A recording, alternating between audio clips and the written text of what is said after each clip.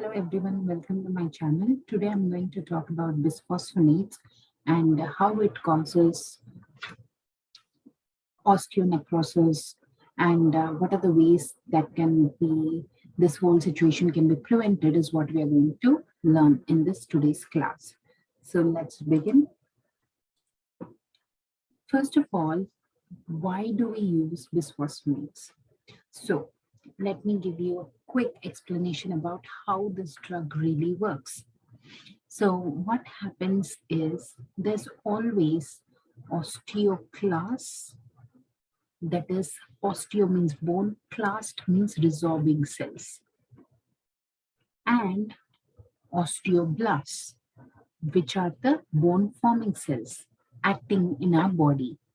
But what happens in situations such as osteoporosis is there's a lot of osteoclast activity going on, due to which you can see that patient experiences pain, he looks bent, and all of those things happen. So in that case, in cases like osteoporosis, we need to stop the activity of osteoclast. And when we stop the activity of osteoclast with the help of bisphosphonates, then what happens is the resorbing activity is stopped, right? The resorbing activity is at halt now. And there is osteoblastic activities which goes on normal for a while, and after that even bone forming also becomes constant. It doesn't increase more or decrease more. Okay, so we use it in the case of osteoporosis. We also use it in case of malignant bone metastasis. In cancer patients is when we use, because what are we targeting in cancer patients? We want to make sure that the cells anyways have to be, the medicine which we are giving should be tumor-cidal, right? Because it can mutate. So we need to make sure that the activity of the cells is stopped, and bisphosphonates helps in it. Okay, so it acts by inhibiting bone resorption, which will inhibit bone regeneration. So osteoclasts are acting, and what is happening here? Bone forming cells are more, and bone resorbing cells are completely stopped. We are suppressing the activity. Bisphosphonates are used to treat Paget's disease of the bone and also hypercalcemia of malignancy. They have anti-angiogenic property, and they are tumoricidal, which makes them an effective treatment agent in cancer therapy. It has anti-angiogenic. So genic is formation, angio is blood vessels. So what is it doing? It is stopping blood vessels formation, right? And there are two ways to administer it. One is oral way and another one is IV. IV is given mainly in cancer patients, and orally it is given in osteoporosis patients. So what happens exactly when we use this bisphosphonates, and when do we see medicine affecting jaw and causing osteonecrosis? When do you see such situation is, let me explain you. So imagine a patient is suffering with osteoporosis, okay, and he's on medication, okay, with this bisphosphonates. Now, what happens is this patient is having a tooth pain and he wants to get an extraction done. Now, suppose he got this tooth extracted, okay. Now what happens is this tooth has been extracted. There might be sharp edges, okay, which we did not correct them, all right. Then if the patient is on this medication, there is a lot of suppressing of osteoclast, and osteoblast activity is normal. What happens is Here, as bone forming cells are not there, and this bisphosphonates, what is it? It has anti-angiogenic property, can cause necrosis. So it can cause necrosis. And not just that, the sharp edges which are present can damage adjacent tooth. Okay, and then that is when you see osteonecrosis. Okay, so we have now understood how this bisphosphonates can cause osteonecrosis in the jaw. Now, what is the most common region in the jaw? Usually mandible is more affected than maxilla because of less blood supply comparatively.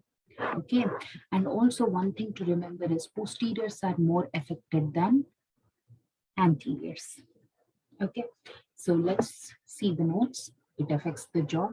Most clinical presentation is first, what happens is if a patient had undergone dental extraction and he has a history of taking oral bisphosphonates, you can see that an ulcer is associated with exposed bone in the patient. Or you can see if the patient is having prosthesis and ulcer. Early stages of oral bisphosphonate related osteonecrosis of the jaw lacks radiographic presentation. It can be symptomless or very painful. So in this situation where there is necrosis, the patient will experience very much pain. Now, osteonecrosis can also lead to bone exposure and dehiscence also. So when do you see the symptoms in the patient? Usually after administration of bisphosphonates, after 6 months is when you see these symptoms. Now, initial complaint is patient will say that he or she has an intraoral discomfort. And like I told you, there might be roughness of exposed bone and it will progress to damage the adjacent of soft tissue. So this sharp bone is going to cause damage to the adjacent soft tissue. Then there, because there is necrosis, there is no blood supply. You can see pus discharge, and you can also see local swelling with trismus and regional lymphadenopathy. Now, how do you control it? The main thing is going for something called as a holiday period. Holiday period means not holiday period for us. It means holiday period for the drug. Okay, now what do I mean by that? So, suppose you know that the patient has to undergo extraction or an RCT.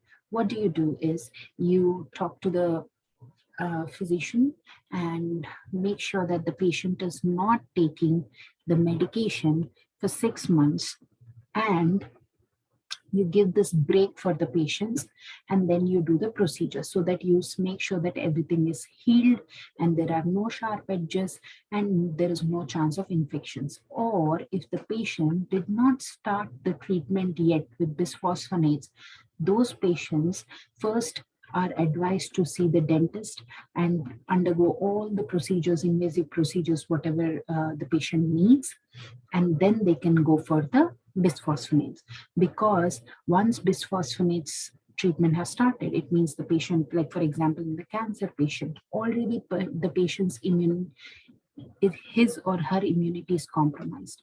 You do not want the patient to, take a wrong step. So if you know that the patient is suffering with cancer and he's going to start the therapy, he or she is going to start the therapy with bisphosphonates, you have to make sure that they get all the treatment done before, because if they take it later, as their immunity is low, they might experience more pain and their quality of life will decrease.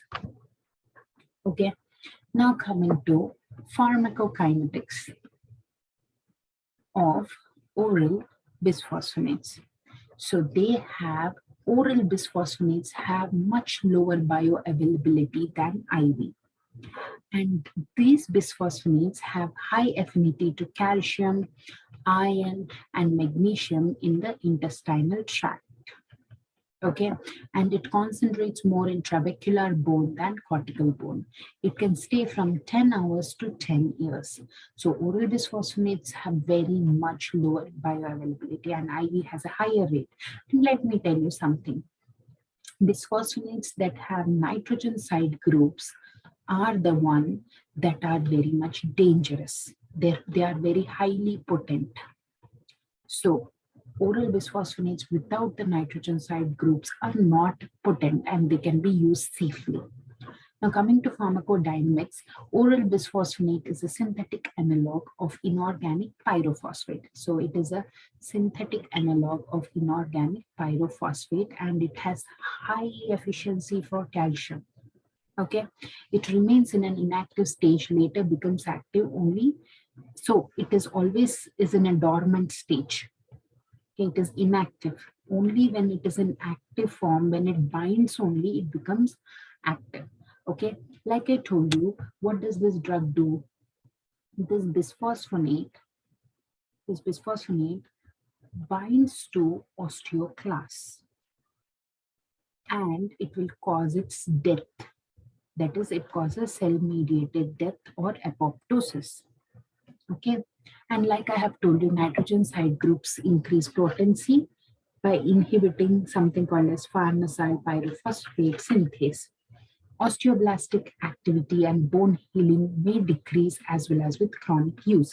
Like I told you, if the patient keeps on taking this bisphosphonates, osteoclast activity might have been completely cut off, but initially osteoblast activity will be normal. It will be normally increasing, but after a point, even it will decrease with chronic use.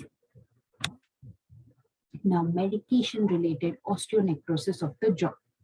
So examples are denosumab, and the main thing you have to remember is do not get confused with medication-related osteonecrosis of the jaw or osteoradionecrosis of the jaw. Osteoradionecrosis of the jaw is caused because of radiation therapy, whereas this is caused because of medication, that is because of bisphosphonate. Okay, now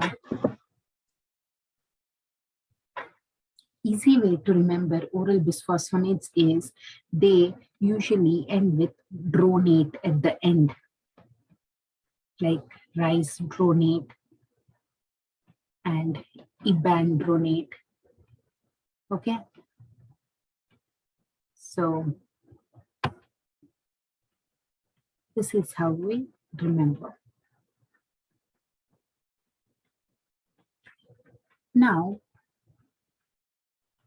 when they are used during course of treatment, like for root canal or extraction or perio treatments, the blood supply is compromised. Why is it compromised? Because oral bisphosphonates have anti-angiogenic property. Initially, it appears as a painful teeth with microfractures. And like I told you, these drugs are anti-angiogenic. So there's high chances of necrosis. And it is more common in mandible and in posterior regions. Okay, so posterior is affected more than anterior. Higher dose and more frequent administration and long duration IV administration have higher risk. So if you're giving the drug for a long period of time and you're giving it IV, like I told you, IV is 10 times more than that of oral bisphosphonate, and you're keeping on giving it, then there is high chances that it will lead to medication-related osteonecrosis of the jaw. And nitrogen containing side groups is the one that will cause this. Okay, like I told you in the previous slide, what you can do is you can delay the therapy for 4 to 6 weeks so that you finish all the treatment and the patient recovers, and make sure that there are no sharp tooth margins. You round them off and then give the time for the patient to recover and then start the bisphosphonate therapy. That will make sure that the patient's condition won't worsen. Diagnosis is, make sure when the patient comes into your office, you ask for their, of course, when you take a case history, like you'll find out that they are on a medication recently or previously, and then you might see exposed bone in maxillofacial region that has persisted for more than 8 weeks. And there should not be any radiation therapy given to the jaws, because if radiation therapy is given, this condition comes under osteoradionecrosis. Okay, IV is 1% spontaneous and 10% after extraction, whereas oral is 0.1% spontaneous and 0.5% after extraction. What is the dental care for the patients with this bisphosphonates related osteonecrosis? First thing is, make sure like you control the pain or remove the pain, and then you have to prevent, if there is any exposed bone, you have to make sure that it won't progress and cause any necrosis. And if there is any sharp edges, you smoothen the edges so that this sharp edge won't cause any damage to adjacent soft tissues. And if you see any exposed bone, do not try to cover it with a flap, because it will worsen symptoms. Because if you try to cover it with the flap, bone exposure will increase and fracture also will increase. Now, what are the treatment modalities? First, you minor debridement under local anesthesia and major surgical sequestration. So if there is any necrotic bony islands, you make sure you remove everything. Or if it has further become more worsened and it has already affected the maxilla completely, then partial and complete maxillectomies. And if it has involved mandible, then mandibular and mandibular dissections and mandibular dissections are done. So these are the different treatment modalities. Now, what is hyperbaric oxygen therapy? Hyperbaric oxygen therapy is nothing but in a pressurized room, if you give pure oxygen to the patient, then what happens is the patient's growth factors and stem cells are released, and this will promote healing. Okay. And next option is administration of antibiotics, because by giving antibiotics, there is less risk of infections and therefore it might not progress. Okay, so what are the different patients' considerations for medication-related osteonecrosis of the jaw? Like I told you, you treat all the active infections, and always non-surgical treatments is preferred over surgical treatments, like non-invasive procedures. Invasive procedures means root canal extraction. First, you try to make sure if it is a mild thing, try to do a non-surgical procedure rather than going for a surgical procedure. You go for conservative surgery, you give antibiotics, and all the routine dental procedures should be done with local anesthesia. And consider alveolectomy. Like I told you, drug holiday can be given if the patient is taking it for a year or more, or oral bisphosphonates have been taken by the patient for 5 years or more. So you can give a break, and at that break time is when you give the patient all the dental treatments required. And before coming to treatment, at least 3 months before, you stop all the medications. That is, which all medications I mean? I mean oral bisphosphonates.